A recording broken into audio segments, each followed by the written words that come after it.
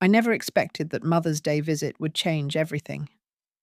I was sitting in my small living room, the same faded blue chair I'd had for 15 years, when I heard the familiar sound of Jonathan's expensive car pulling up outside. My heart always fluttered when my son visited, though these days it happened so rarely that each time felt like a precious gift. The knock on my door was confident, the way Jonathan had always announced himself since he was a little boy. I smoothed down my worn dress and hurried to answer, my arthritis making me move slower than I wanted. When I opened the door, there he stood, my successful, handsome son, in his perfectly tailored suit, holding a beautiful bouquet of roses. "Happy Mother's Day, Mom," he said, leaning down to kiss my cheek. The familiar scent of his expensive cologne, mixed with the sweet fragrance of the flowers, made my eyes water with happiness. "Jonathan, sweetheart? What a wonderful surprise," I said, stepping back to let him in. "I wasn't expecting you today." He looked around my small apartment, and I saw something flicker across his face. Was it concern? Disappointment? I quickly tried to see my home through his eyes. The furniture was old but clean, the carpet worn but vacuumed. I'd done my best to make everything presentable, though I knew it was nothing like the mansion he shared with KATH. "Mum, we need to talk," he said, settling into the chair across from mine. His tone was serious, more serious than I'd heard in months. "I've been thinking about things, about how you're managing here." My stomach tightened. Had he noticed something? I'd worked so hard to hide my struggles from him. Jonathan had built such a successful business, had so many responsibilities. The last thing I wanted was to burden him with my problems. "I'm managing just fine, dear," I said quickly, arranging the roses in an old vase. "These are beautiful. You didn't need to spend money on flowers." "Mum, that's exactly what I want to talk about."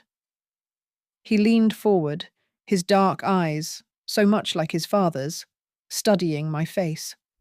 "Money? Specifically, the money KATH has been sending you every month." I froze, the vase nearly slipping from my hands. "What money, Jonathan?" "The $5,000, he said slowly, watching my reaction.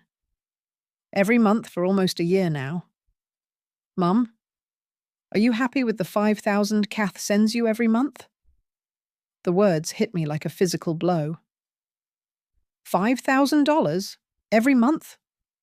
I stared at my son, completely bewildered. "Jonathan, I don't understand." "What $5,000? His face went pale. "Mom, what do you mean?" "The money I've been sending through KATH, for your expenses, your medication, your rent. The money I set up to make sure you were comfortable." My mind raced, trying to make sense of what he was saying. Money he'd been sending? Through KATH? But I hadn't received any money from anyone except... "Son, I haven't received any money from KATH. Not a penny." The silence that followed was deafening. I watched as understanding dawned on Jonathan's face, followed quickly by something that looked like horror. "But Mom, if you haven't been getting the money, how have you been managing? Your medication? Your groceries? Your rent?" I hesitated. My throat suddenly dry. How could I tell him? How could I explain that some days I chose between my heart medication and groceries, that I'd been watering down my soup to make it last longer, that the church ladies had been my lifeline, bringing me meals and sitting with me when the loneliness became too much? "Son," I said softly, my voice barely above a whisper, "the church is keeping me alive these days." The words hung in the air between us like a confession. I saw my son's face crumble, saw the realization of what I'd just admitted. The church wasn't just providing spiritual comfort. They were literally keeping me alive because I couldn't afford to keep myself alive. Mum, what do you mean the church is keeping you alive? His voice was strained, desperate. Before I could answer, before I could find the words to explain without making him feel guilty, I heard the sound of heels clicking on the walkway outside. We both turned toward the door as it opened, and there was KATH, elegant as always in her designer dress and perfect makeup. Jonathan? I saw your car outside and… She stopped mid-sentence when she saw us sitting there, saw the tension in the room, saw the stricken look on her husband's face. What's going on? I watched as my daughter-in-law's eyes moved from Jonathan to me and back again. There was something in her expression, something that made my stomach drop even further. She knew. Whatever was happening with this money Jonathan thought he'd been sending me, KATH knew about it. KATH. Jonathan's voice was dangerously quiet. Where is the money I've been sending to my mother every month? The colour drained from KATH's face so quickly I thought she might faint. She stood frozen in my doorway, her mouth opening and closing like she was trying to speak, but couldn't find the words. The $5,000, KATH, Jonathan continued, standing up slowly. The money I've been transferring to you every month to give to Mom. Where is it? I felt like I was watching a terrible movie unfold in my own living room. My son, who I thought had forgotten about my struggles, had actually been trying to help me all along. And somehow, that help had never reached me. KATH's designer purse slipped from her fingers and hit the floor with a soft thud. 10 months earlier, I had been living a completely different life. Back then, I still believed my son was simply too busy with his successful company to worry about his old mother's day-to-day needs. I understood, or at least I told myself I did. Jonathan had worked so hard to build his business, and I was proud of everything he'd accomplished. The first sign of trouble came on a Tuesday morning in August when I opened the letter from my doctor's office. The bill for my recent heart tests was much higher than I'd expected, even after insurance. $800. I stared at the number, reading it over and over, hoping somehow it would change. I'd been managing on my small pension and social security, but barely. The cost of everything seemed to go up every month. Groceries, utilities, my medications. I'd already switched to generic versions of my heart pills, but even those were expensive. $800 might as well have been $8,000. That evening, I sat at my small kitchen table with all my bills spread out in front of me, trying to figure out how to make the numbers work. My rent was due in 2 weeks. My electric bill was already overdue. And now this medical bill stared up at me like an impossible mountain to climb. I thought about calling Jonathan, but every time I picked up the phone, I put it back down. He'd just bought that beautiful new house, and KATH was always posting pictures on social media of their vacations and fancy dinners. They had their own life, their own expenses. Rebecca was in private school, and I knew that cost a fortune. How could I burden them with my problems? Instead, I did what I'd always done. I prayed about it and tried to figure it out myself. The solution came from an unexpected place. Mrs. Henderson from down the hall mentioned that Pastor Williams had started a small fund at the church to help elderly parishioners with emergency expenses. She said it quietly, almost embarrassed, but she thought I should know about it. I'd been attending Riverside Community Church for 3 years, ever since I'd moved to this apartment after selling the family house. Pastor Williams was a kind man in his 50s who always remembered everyone's names and asked about their families. But asking the church for money felt like admitting defeat. It took me 2 weeks to work up the courage to speak with him. I waited until after Sunday service when most people had left. then approached him near the altar where he was organizing his notes. "Pastor Williams," I said, my voice shaking slightly. "Could I speak with you privately?" He looked up with that warm smile of his. "Of course, Margaret. Let's go to my office." His office was small but comfortable, with soft lighting and pictures of his own family on the desk. I sat in the chair across from him and tried to find the words. "I'm having some financial difficulties," I finally managed to say. "Mrs. Henderson mentioned that the church sometimes helps people in situations like mine." Pastor Williams leaned forward, his expression full of compassion. "Tell me what's going on, Margaret." So I did. I told him about the medical bills, about choosing between groceries and medication, about lying awake at night, worrying about next month's rent. I told him things I hadn't told anyone, not even Jonathan. "Margaret," he said gently when I finished, "you're not alone in this. More of our congregation faces these challenges than you might think. We're here to help each other." The church paid my medical bill that week. Pastor Williams presented it not as charity, but as community support. Family helping family. Still, I felt the weight of it, the knowledge that I couldn't take care of myself anymore. As the months passed, the church became more than just financial help. When I had to skip meals to afford my medication, Mrs. Patterson would show up with extra soup she'd accidentally made too much of. When my arthritis flared up and I couldn't get to the grocery store, young couples from the congregation would offer to pick up a few things for me. Pastor Williams started calling me every few days, just to check in. Those phone calls became the highlight of my week. He never made me feel like a burden or a charity case.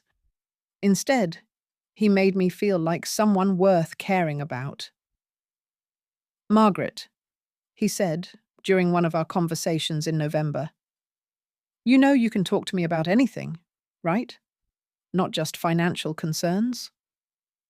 I found myself telling him about the loneliness, about how I missed having family around, about how I sometimes went days without speaking to another person except for brief exchanges at the grocery store.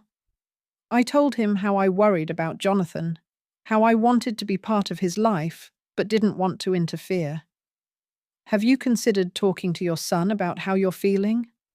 Pastor Williams asked gently. "Oh no," I said quickly. "Jonathan has so much on his plate. His business, his family. I don't want to add to his stress." "Margaret, children need to know their parents are okay. It's not a burden. It's love." But I couldn't bring myself to make that call. Every time I thought about it, I imagined Jonathan feeling guilty or obligated, and that was the last thing I wanted. By December, I was rationing my heart medication, taking it every other day instead of daily. I told myself it was just temporary, just until I could get back on my feet financially. I didn't tell Pastor Williams or anyone at the church. They'd already done so much for me. The chest pains started in January, mild at first, then more frequent. I knew I should see my doctor, but I also knew I couldn't afford another medical bill.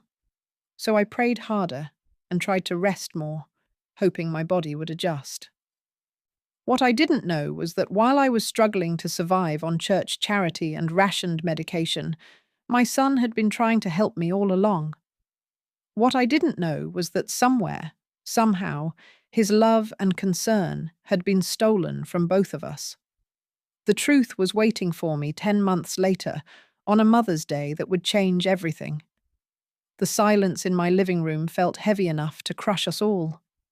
KATH stood frozen in my doorway, her face white as paper, while Jonathan stared at her with an expression I'd never seen before, a mixture of disbelief and growing anger that made my heart race for all the wrong reasons.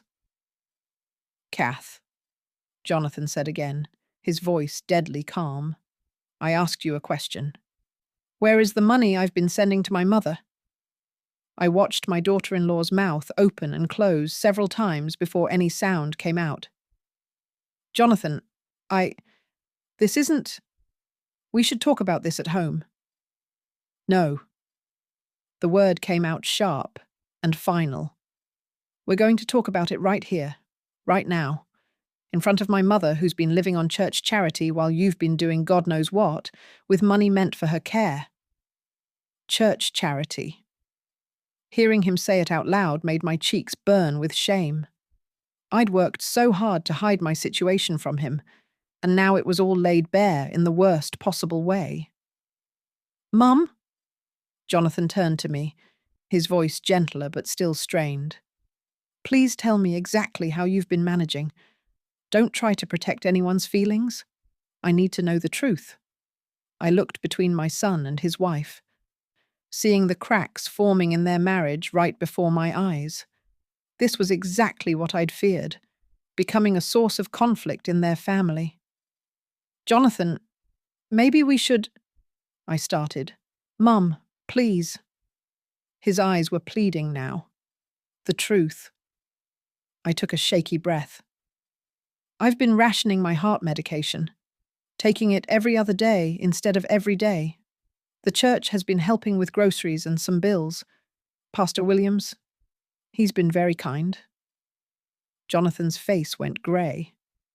You've been rationing your heart medication? Mom, that could kill you. I know, but I couldn't afford. You shouldn't have had to afford anything. He spun around to face KATH, who had finally stepped fully into the room and closed the door behind her. KATH, I've been sending you $5,000 every month since last July. That's $45,000. Where is it? KATH's composure finally cracked. Jonathan, you don't understand. Your mother is proud. She wouldn't have accepted the money if I'd just handed it to her. So you decided not to give it to her at all? His voice rose. You decided to let her ration life-saving medication while you kept money meant for her survival. That's not. I was going to. KATH's voice trailed off as she seemed to realize how weak her excuses sounded. I felt sick to my stomach. Jonathan, you've been sending money for me?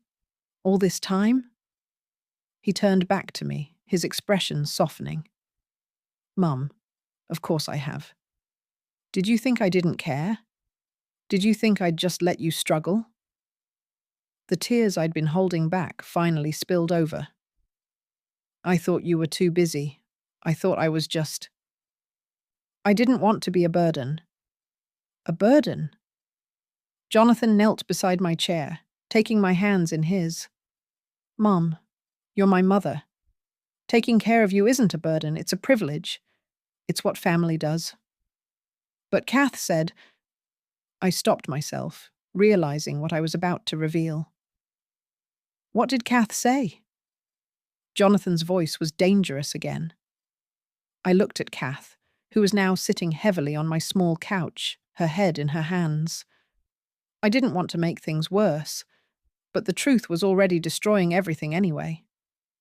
She said you were stressed about money, about the business. She said you'd mentioned that supporting extended family was becoming difficult with Rebecca's school costs and the new house. Jonathan stood up slowly, turning to face his wife. I never said any of those things. KATH, what the hell have you been telling my mother? I was trying to protect you, KATH said weakly, not looking up. You work so hard, and I didn't want you to worry. Protect me from what? From taking care of my own mother. Jonathan's voice was getting louder. From doing what any decent son would do? The money was just sitting there, KATH said suddenly, her voice defensive.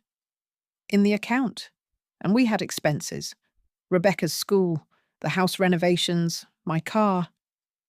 You used my mother's support money for house renovations? Jonathan's voice was barely controlled now. While she was rationing heart medication. I felt dizzy. All those months of worry, of choosing between food and medicine, of accepting charity from the church while feeling ashamed of my need. And the whole time, my son had been trying to help me. The whole time, the help had been stolen. How long has this been going on? I asked quietly. The chest pains, I mean. How long have you been having chest pains, Mum? I looked up at Jonathan, surprised by the question. Since January. But they're not that bad. January. He ran his hands through his hair. Mum, you've been having chest pains for 4 months and you didn't tell anyone? I couldn't afford to see the doctor again. And I thought maybe if I rested more. Oh my God. Jonathan sank into the chair across from me. Kath, do you understand what you've done? My mother has been having chest pains for 4 months because she couldn't afford proper medical care while you've been spending her support money on luxury renovations. Kath finally looked up, tears streaming down her face. I didn't know about the chest pains. Margaret, I didn't know you were that sick. Because you never asked, I said quietly. In all these months, you never once asked how I was really doing. The truth of that statement hung in the air. Kath had been to my apartment exactly 3 times in the past year, always briefly, always with Jonathan, always acting like she was doing me a favor by visiting. I thought you were exaggerating, Kath whispered. About the money troubles. I thought you were just... Old people always complain about money. The casual cruelty of that statement took my breath away. Old people always complain about money, as if my struggle to survive was just typical elderly whining. Jonathan stood up abruptly. We're taking you to the hospital right now, Mum. You're going to see a cardiologist today.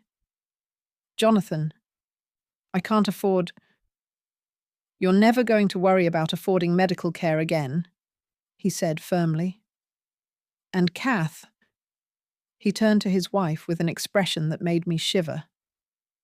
We're going to have a very long conversation about what happens next. Just then, my phone rang. The caller ID showed Pastor Williams's name, and I realized it was almost time for our weekly check-in call.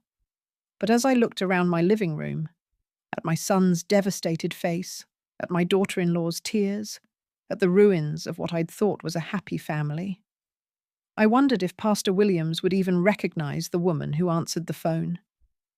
Everything had changed in the span of 30 minutes, and I wasn't sure any of us would ever be the same.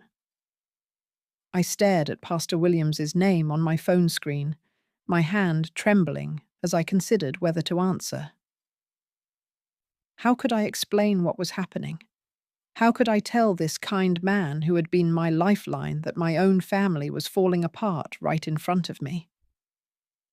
Answer it, Mom, Jonathan said gently. Please. I pressed the green button with shaking fingers. Hello, Pastor Williams. Margaret, dear, how are you today? I hope you're having a blessed Mother's Day. His warm, familiar voice almost made me break down completely. Pastor, I'm not sure how to answer that. There was a pause. Pastor Williams had become skilled at reading the tone in my voice over these past months. Margaret, is everything all right? You sound upset. I looked at Jonathan, who nodded encouragingly, then at Kath, who was still crying silently on my couch. Pastor, my son is here. Jonathan. And we've just discovered something very troubling. Would you like me to come over? I was just finishing up some paperwork at the church. Before I could answer, Jonathan gently took the phone from my hands. Pastor Williams, this is Jonathan, Margaret's son. I think it would be very helpful if you could come over. There's a situation here that, well, my mother is going to need support. I couldn't hear Pastor Williams' response, but Jonathan said, Yes, sir, we'll be here. Thank you. He handed the phone back to me. He's coming right over, Mum. The 15 minutes we waited for Pastor Williams felt like hours. Kath had stopped crying, but sat in complete silence, staring at her hands. Jonathan paced my small living room like a caged animal, occasionally stopping to look at me with such pain in his eyes that I had to look away. "Mum," he said finally, sitting back down across from me, "I need to ask you something, and I need you to be completely honest with me." I nodded, though I wasn't sure I had any more honesty left in me. The day had already stripped me bare. "Have you been to the hospital recently? Any emergency room visits? Any overnight stays?" My heart sank. I'd hoped he would never find out about those incidents. "Jonathan." "Mum, please. Have you been to the hospital?" I closed my eyes, feeling the weight of another secret I'd been carrying. "Twice. In February, and again in March." "Twice?" His voice cracked. "You were hospitalized twice and you didn't call me?" "They were just overnight stays, for observation. The chest pains got really bad, and Mrs. Henderson, from down the hall, called an ambulance when she found me collapsed in the hallway." Kath made a small sound, almost like a whimper. "Collapsed in the hallway," Jonathan repeated slowly. "Mum, you collapsed, and I didn't know about it?" "I made them promise not to call you. I told the hospital I didn't have any family." The words came out in a rush. "I couldn't bear the thought of you dropping everything to rush to the hospital for your sick old mother." "For my sick old mother?" Jonathan's voice was incredulous. "Mum, you're not just some sick old woman. You're my mother. You're the person who raised me, who sacrificed for me, who taught me everything I know about being a decent human being." I started crying again, but these tears felt different. For months, I'd felt like such a burden, such a failure. Hearing my son speak about me with such love and respect was overwhelming. "The doctors," Jonathan continued, his voice tight with controlled emotion, "what did they say about your condition?" "They said the irregular medication schedule was making everything worse. They said I needed to take my pills every day, not every other day. They gave me samples to last a few weeks, but—" I trailed off. "But you ran out of the samples and went back to rationing," he finished. I nodded, unable to speak. Jonathan turned to Kath with an expression that made me afraid for their marriage. "Do you understand now? Do you see what your greed has done? My mother has been hospitalized twice because she couldn't afford the medication that your shopping sprees and house renovations prevented her from having." "I didn't know," Kath whispered. "Jonathan, I swear I didn't know it was that serious." "You didn't know because you didn't want to know," he said coldly. "You didn't ask because you didn't care. You saw that money as yours to spend instead of what it actually was, my mother's lifeline." A knock at the door interrupted the tense conversation. I started to get up, but Jonathan was already moving. "That'll be Pastor Williams." When the door opened, Pastor Williams stepped inside, and I saw his eyes immediately take in the scene. My tear-stained face, Kath's obvious distress, Jonathan's barely contained anger. "Margaret," he said, coming straight to me and taking my hands. "What's happened?" "Pastor Williams," I said, my voice shaking. "I'd like you to meet my son, Jonathan, and his wife, Kath. Jonathan, this is Pastor Williams. He's the one who's been keeping me alive." Pastor Williams looked confused by my introduction, but Jonathan stepped forward and shook his hand. "Pastor, I owe you a debt I can never repay. You've been caring for my mother while I failed her." "I don't understand," Pastor Williams said gently. Jonathan quickly explained the situation, the money he'd been sending, Kath's deception, my hospitalizations that he'd known nothing about. As the story unfolded, I watched Pastor Williams's expression change from confusion to understanding to something that looked like righteous anger. "Margaret," Pastor Williams said when Jonathan finished, "is this why you asked me last week about the state-funded senior living facilities?" The room went dead silent. I felt Jonathan's eyes boring into me. "What?" Jonathan's voice was barely a whisper. Pastor Williams looked between us, clearly realizing he'd revealed something I hadn't wanted shared. "Margaret, I'm sorry, I thought—" "Mum?" Jonathan's voice was strained. "What did you ask Pastor Williams about state-funded facilities?" I couldn't look at him. "I was thinking about moving, to take the financial pressure off everyone. There's a place about an hour from here that would take someone in my situation." "A state-funded facility," Jonathan repeated slowly. "You were planning to move to a state-funded facility because you thought you couldn't afford to live independently." "I can't afford to live independently," I said quietly. "But you could have," he said, his voice breaking. "You should have been able to. If KATH hadn't stolen your support money, you would never have had to consider giving up your independence." The weight of what had almost happened settled over all of us. I had been weeks away from giving up my apartment, my independence, my dignity, all because the help my son had been providing never reached me. Pastor Williams squeezed my hands. "Margaret, you never have to consider that option again." But as I looked around my living room at my broken family, I wondered if the damage was already too great to repair. The next morning, I woke up in a hospital bed with Jonathan sleeping in the chair beside me. The events of Mother's Day felt like a terrible dream, but the IV in my arm and the heart monitor beeping steadily reminded me that everything had been painfully real. "Mum?" Jonathan stirred as I shifted in the bed. "How are you feeling?" "Better," I said. And surprisingly, it was true. The cardiologist had adjusted my medication and put me on a proper treatment plan. For the first time in months, my chest didn't feel tight with every breath. "The doctor says you're going to be fine," Jonathan said, moving his chair closer to my bed. "But Mum, it was close. If you'd continued rationing your medication much longer—" He didn't finish the sentence, but he didn't need to. We both understood how serious it had been. "Where's KATH?" I asked, though I wasn't sure I wanted to know the answer. Jonathan's expression darkened. "At home. We had a very long conversation last night after I got you settled here. She's going to make this right, Mom. All of it."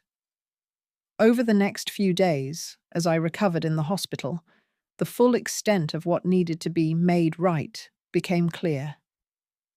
Jonathan had hired an accountant to trace exactly where the $45,000 had gone. House renovations, luxury purchases, expensive dinners, a new car for KATH. All paid for with money meant to keep me alive and comfortable. "I've been such a fool," Jonathan said during one of his visits. "I trusted her completely. I never even checked to make sure you were receiving the money." "You shouldn't have had to check," I told him. "You should have been able to trust your wife." But even as I said it, I knew our family would never be the same. The betrayal cut too deep, affected too much. Jonathan had lost faith in his marriage. I had nearly lost my life. And KATH had lost the respect of everyone who mattered. When I was finally discharged, Jonathan had a surprise waiting for me. Instead of taking me back to my small apartment, he drove me to a beautiful garden-style complex just 10 minutes from his house. "Jonathan, what are we doing here?" I asked as he helped me out of the car. "Come see," he said, leading me to a ground-floor unit with a small patio overlooking a garden. The apartment was perfect, spacious enough for my furniture, but not so large that I'd feel lost, with grab bars in the bathroom and a kitchen designed for someone with arthritis. But what took my breath away was that it was already furnished with my belongings, carefully arranged exactly as they'd been in my old place. "How did you—" "Pastor Williams helped," Jonathan said. "He and some folks from the church moved everything yesterday while you were in the hospital. Mum, this is yours. The rent is paid for as long as you want to live here. And there's a medical alert system and—" He stopped, his voice thick with emotion. "I'm never going to let you struggle again. Never." I walked through the apartment, touching my familiar things in their new, better home. In the bedroom, I found something that made me smile for the first time in days. A framed photo of Jonathan, KATH, and Rebecca that I'd kept on my nightstand. But now there were new photos beside it. Pictures of Pastor Williams and the church family who had supported me. Pictures of Mrs. Henderson and other neighbours who had shown me kindness. "I wanted you to remember," Jonathan said from behind me, "that you're not alone. You never were alone. I failed to show you that." The hardest conversation came a week later when KATH finally visited. She looked terrible, pale, thin, like she hadn't been sleeping. She sat across from me in my new living room, her hands folded tightly in her lap. "Margaret, I don't expect you to forgive me," she said quietly. "What I did was unforgivable. I stole from you. I let you suffer while I lived in luxury with money meant for your care."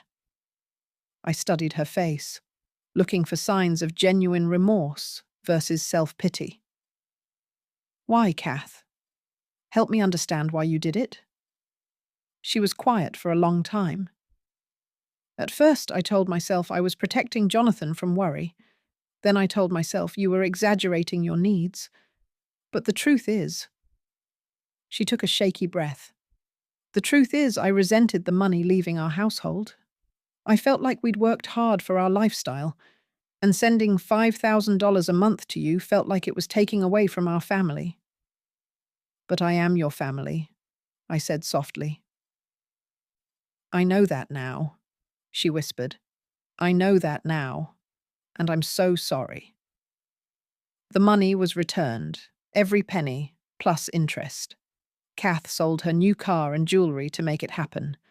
But money, I'd learned, was the least important part of what had been stolen and what needed to be restored. The real healing came slowly, through small gestures and daily choices. Jonathan started calling me every morning and visiting twice a week.